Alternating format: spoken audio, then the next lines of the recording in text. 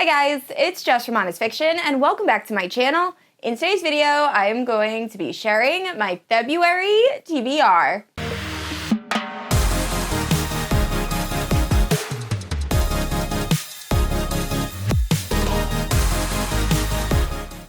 Alright guys, so it is almost February, and February is one of my favorite reading months, and that is because of fantasy romance fab. So most of the books on this list are fantasy romance. I do have 2 contemporary romance books, but honestly, they're more at the end of this TBR. I am prioritizing fantasy romance for February, and I am so excited. So there's a lot of books on this list. Honestly, I probably won't get to all of them, but a girl can dream, and I am so excited to talk about these books with you guys. Now, if you're unfamiliar with my channel, I post new videos every Wednesday and Sunday. If you haven't yet, please like and subscribe. You can also hit that notification bell to be notified whenever I post new bookish content. You can also check out my Instagram, Goodreads, and Patreon, all linked down below. With all out of the way, let's talk about the books I want to read in February. So the first book I will definitely be reading in February is Crescent City 3, House of Flame and Shadow. Now, I would love to think that I could read that entire book the day it releases. Unfortunately, I can't take off work that day because I have a lot of meetings, and I probably will not be able to finish it. So it's probably going to go into February by the time I actually finish.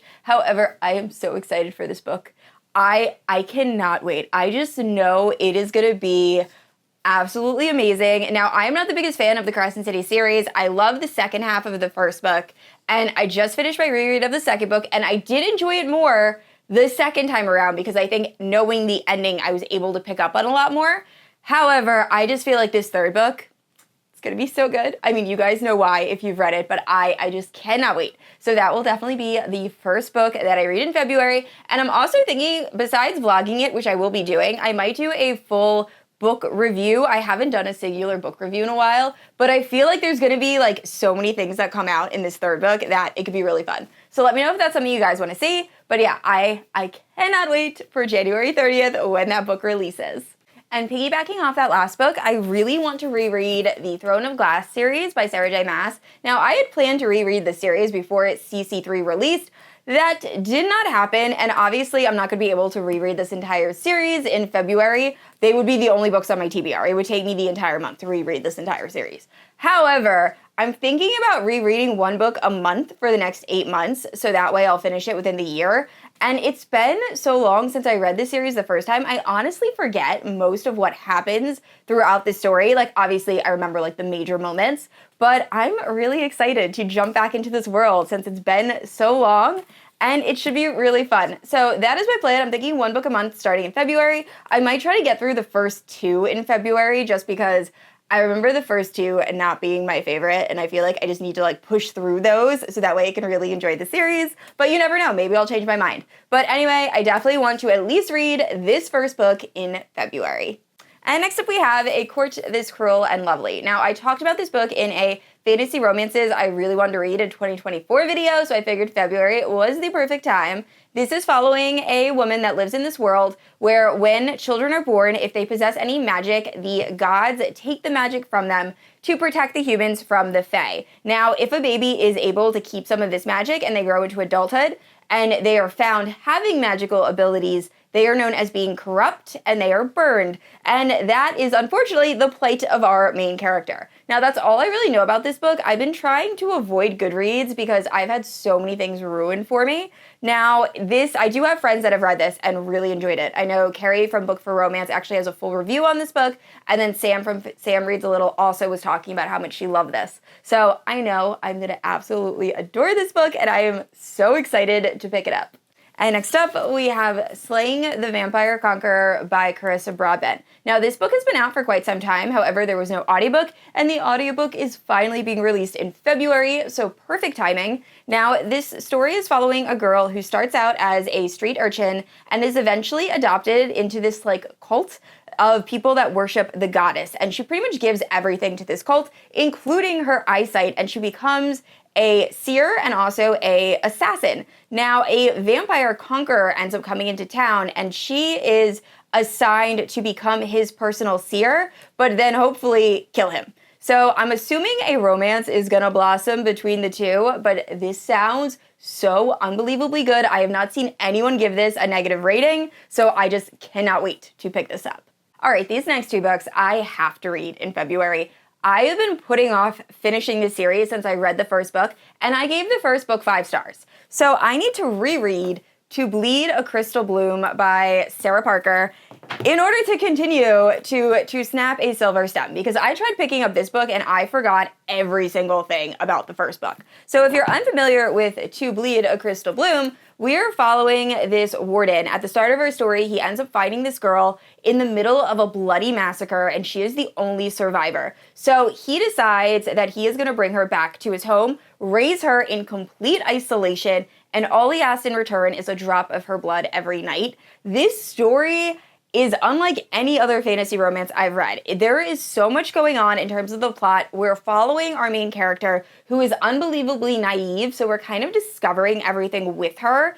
And this book ends with so many unanswered questions, but also I was completely gripped by the story the entire time. So I really need to reread this so I can pick up To Snap a Silver Stem. Now, I've heard 2 polarizing opposite opinions of this book.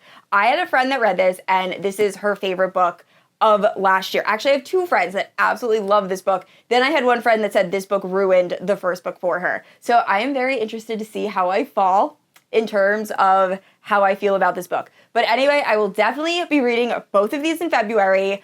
I absolutely have to.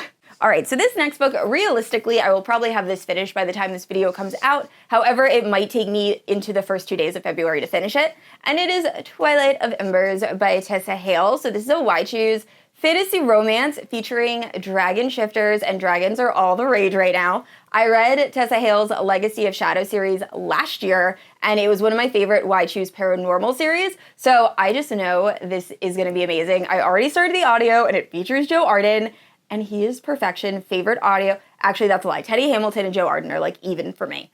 But either way, I cannot wait to finish this book. Now, Tessa Hale was so sweet, and she sent me a PR box that also featured this adorable dragon. Now, I will say, I am in my 30s, and I literally squeaked when I saw that there was a stuffed animal in that PR box. I feel like that needs to be a thing, where just like they all come with cute, adorable stuffed animals. But anyway, I'm very excited to read this book, and once I finish, I will have a full review posted on my Instagram.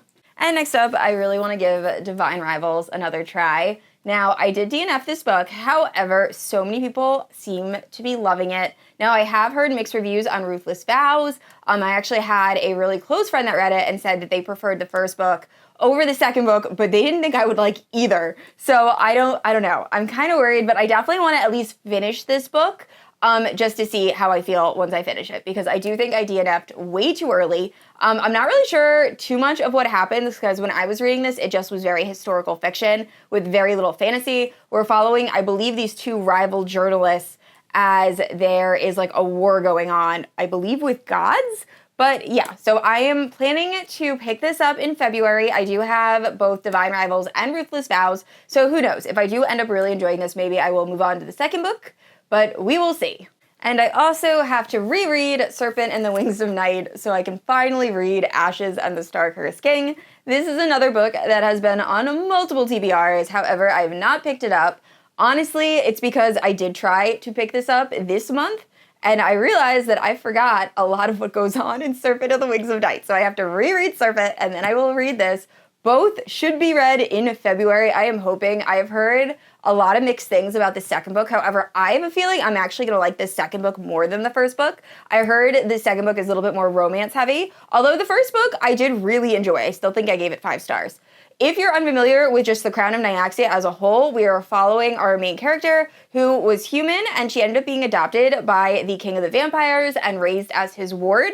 Well, since she was raised among vampires, it's been very dangerous for her. So when she comes of age, she wants to enter the Kajari, which is a tournament where you fight to the death. So she's going to be fighting against other vampires in the hopes that if she wins, she will be granted a wish from the goddess Nyaxia. Now, while she is competing in these tournaments, she ends up having to align herself with a vampire from an enemy kingdom, and the story kind of goes from there. But that's all I really remember from the story. Like, I remember the ending, but I don't remember a lot of other, like, little details that happen. So yeah, I'm definitely gonna be rereading Serpent and hopefully picking up Ashes and the Star-Cursed King in February. And I think I said in my intro that I had 2 contemporary romances. I actually have 3 because I forgot about The Right Move by Liz Tomforde. Now, this was unbelievably popular when it released. There wasn't an audiobook available. However, I just haven't had time to pick this up since the audiobook came out, and I'm hoping to get to it in February because I am currently in my basketball era. Football did not pan out well for me. I still love the Eagles, a diehard fan till the day I die. However, they let me down a little bit this season. So I'm currently a 76ers and I don't know why I said currently. I'm a 76ers fan. My husband is a 76ers and Lakers fan. So I'm starting to also like the Lakers. You gotta admit, LeBron, he's the GOAT. But anyway, I want to pick this up because this is a basketball romance, and like I said, everyone has been loving it. Now, this is the second book in a series, and I really don't want to read that first book, so let me know down in the comments if you've read the series, if I can just skip the first book and read this, just because I feel like I'm gonna like this one, and I don't know how much I'm gonna like that first book. But anyway, this is one of the contemporaries I'm hoping to get to in February. And next up, we have Tell Me What You Want by Lucia Franco. Now, if you're familiar with my channel, you know Lucia Franco is one of my favorite authors of all time. I had the pleasure of meeting her at Indies Invade Philly, and she was so unbelievably sweet. And the Off Balance series is my favorite age gap romance ever. It is so messy, so toxic, and so addicting. So I am so excited to pick this up. Now, I believe this is a cam girl brother's best friend romance. And that is all I really need to know. So I will 100% be reading this in February. I also want to say a huge thank you to my aunt for buying me this for Christmas because I had no idea. It showed up like early or like mid-January, and I was so excited. I didn't even know this was available via hardback. So thank you, Aunt Anne. I love you, and I'm so excited about this. And last up, we have The Waterfall Effect by K.K. Allen. So I am trying to prioritize reading books that I already own instead of just buying books impulsively. And I picked this book up at Indies Invade Philly last year, where I met the author and she recommended, I hadn't read any books by her, and she said this was a really good one. So I really don't know what this is about. However, I do know it is romantic suspense and it is taking place in Appalachia. And I've had a few people say that they actually really enjoyed this book while I was at Indies Invade Philly, because I was like asking everyone in line, I was like, what book do you think I should buy? Like, I don't know, I haven't read this author yet. And pretty much everyone, including the author, said to pick this up. So I am very excited. I hope I end up enjoying this. The cover is absolutely stunning, and this should be really fun. All right, guys, those are all the books I plan on reading in February. Please let me know down in the comments below if you have read any of the books I mentioned, and also what book are you most looking forward to reading this month. And I would also like to give a huge shout out to my Paladin protectors, Amanda and Erin. Thank you guys so much for supporting my channel and my Patreon. And that's it. I said this already. I post new videos every Wednesday and Sunday. And if you haven't yet, please like and subscribe. I will see you all next week. Bye!